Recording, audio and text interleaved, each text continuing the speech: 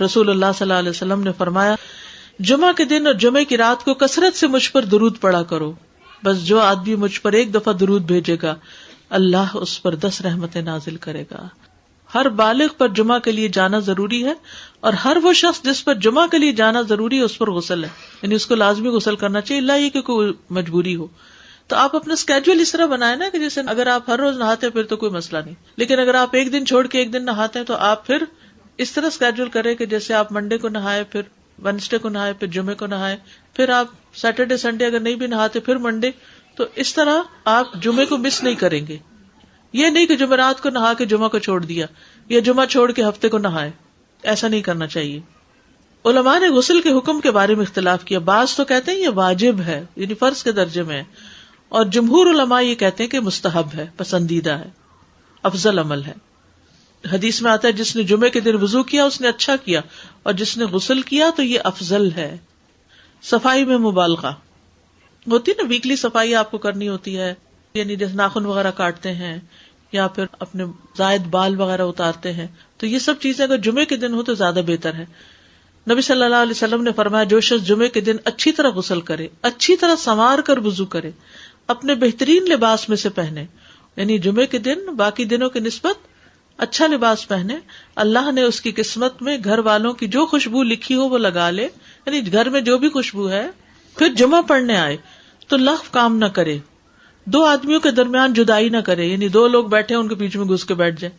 اس جمعے اور دوسرے جمعے کے درمیان کے پورے ہفتے کے گناہ معاف کر دیے جاتے ہیں۔ پھر مسواک کرنا، جمعے کی سنتیں بتاتے ہوئے آپ نے فرمایا اور تم پر مسواک کرنا لازم ہے۔ اچھا لباس پہننا، نبی صلی اللہ علیہ وسلم نے فرمایا اگر ممکن ہو تو جمعہ کے لیے اپنے کام کاج کے کپڑوں کے علاوہ 2 کپڑے اور بنا رکھنے میں کیا حرج ہے، اسپیشل ڈریس رکھے جو جمعے کو ہی پہن لیں۔ خوشبو لگانا، یعنی خوشبو لگائے، حدیث میں آتا ہے چاہے وہ عورت کی خوشبو سے ہو، یعنی آپ کی اپنی نہیں، بیوی کی خوشبو پڑی ہو وہی لگا لو، لیکن لگاؤ۔ عمر بن دینار کہتے ہیں انہوں نے جابر رضی اللہ عنہ کو کہتے ہوئے سنا کہ ایک شخص جمعہ کے دن مسجد میں داخل ہوا اس حال میں کہ نبی صلی اللہ علیہ وسلم خطبہ دے رہے تھے، تو آپ نے فرمایا کیا تم نے نماز پڑھی؟ اس نے کہا نہیں، تو آپ نے فرمایا کھڑے ہو 2 رکعتیں پڑھو۔ اب یہ بڑا اہم مسئلہ ہے، مسجد میں داخل ہو چاہے خطبہ ہو رہا ہو 2 رکعت پڑھے بغیر نہ بیٹھو، ٹھیک ہے؟ اور یہ کیا ہے؟ دراصل تحیت المسجد، یہ جمعے کی سنتیں نہیں ہیں، یہ کیا ہے؟ تحیت المسجد ہے، اور مختصر پڑھی جائیں، یعنی امام جب خطبہ دے رہا ہو تو چاہیے کہ 2 رکعتیں پڑھے اور دونوں میں اختصار کرے۔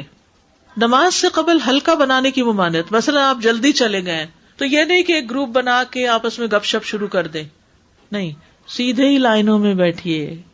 انتظار کا وقت کیسے گزاریں گے؟ نفل پڑھ کے بیٹھ گئے، ذکر اذکار کریں، قبلے کی طرف رخ کر کے لائنوں میں بیٹھیں، ہلکا نہیں بنائیں، بیٹھ کے خرید و فروخت نہیں کریں، تاخیر سے آنے پہ گردنیں پھلانگ کے نہ آگے جائیں۔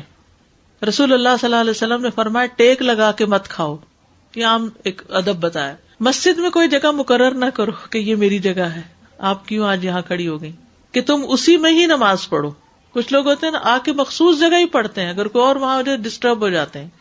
اور جمعہ کے دن لوگوں کی گردنیں نہ پھلانگو، ورنہ اللہ تمہیں قیامت کے دن لوگوں کے لیے پل بنا دے گا، کیونکہ بہت اذیت کی بات ہے نا، بیٹھے ہیں لوگ باقاعدہ بعض اوقات کندھوں پہ ہاتھ رکھ کے اس کو تنگ کر اس کو تنگ کر، تو یہ نہیں کرنا چاہیے۔ جب لوگ مسجد آئے تو پہلی صف میں بیٹھیں، یہ نہیں پہلی چھوڑ کے آخری میں بیٹھ جائیں اور پھر لوگ ان کی گردنیں پھلانگتے رہیں، دوسروں کے لیے فتنہ بننا۔ کسی کو اس کی جگہ سے نہ اٹھانا۔ جابر رضی اللہ عنہ نبی صلی اللہ علیہ وسلم سے روایت کرتے ہیں آپ نے فرمایا تم میں سے کوئی شخص جمعہ کے دن اپنے بھائی کو کھڑا نہ کرے کہ پھر دوسری طرف سے آ کر اس کی جگہ پہ خود بیٹھ جائے، بلکہ جو آئے وہ کہے جگہ کشادہ کرو، ہمارے لیے بھی جگہ بناؤ، یہ کہے۔ خطبہ جمعہ اور اس کے آداب، خطبہ جمعہ کی اہمیت۔ جب اذان ہو جائے تو کیا کرے انسان؟ مسجد کی طرف دوڑ پڑے۔ تو مسجد میں جماعت تو نہیں ہو رہی ہوگی، پہلے کیا ہو رہا ہوگا؟ خطبہ ہو رہا ہوگا۔ خاموشی سے خطبہ سننا، یعنی بات نہیں کرنی چاہیے، کوئی اہم بات بھی نہیں پوچھنی چاہیے۔ ابن مسعود سے روایت ہے کہ انہوں نے ابی ابن کعب سے قرآن کی کسی آیت کے بارے میں سوال کیا جبکہ اللہ کے نبی خطبہ دے رہے تھے، تو انہوں نے اعراض کیا اور کوئی جواب نہ دیا۔ پھر جب آپ نے نماز پڑھائی تو ابی کہنے لگے تمہارا جمعہ ہی نہیں ہوا۔ تو ابن مسعود نے رسول اللہ صلی اللہ علیہ وسلم سے پوچھا تو آپ نے فرمایا ابی نے سچ کہا، کوئی بات کرنے کی اجازت نہیں، یہ کہنے کی بھی کہ چپ ہو جاؤ یہ بھی اجازت نہیں۔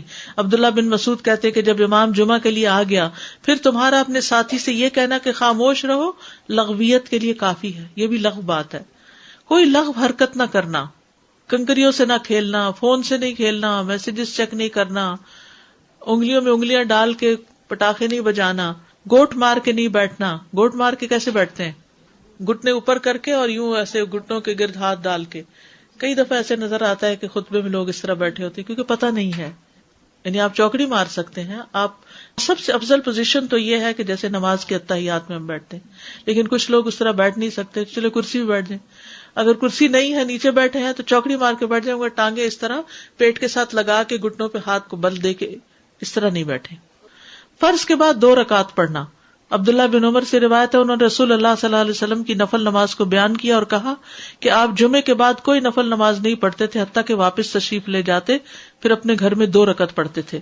اب جو لوگ گھر نہیں جاتے تو پھر وہیں پر وہ پڑھ لیتے ہیں، ورنہ آپ صلی اللہ علیہ وسلم اپنی سنتیں وغیرہ گھر میں پڑھتے تھے۔ اور اسی طرح 4 بھی پڑھی جا سکتی، 2 بھی ہیں 4 بھی ہیں۔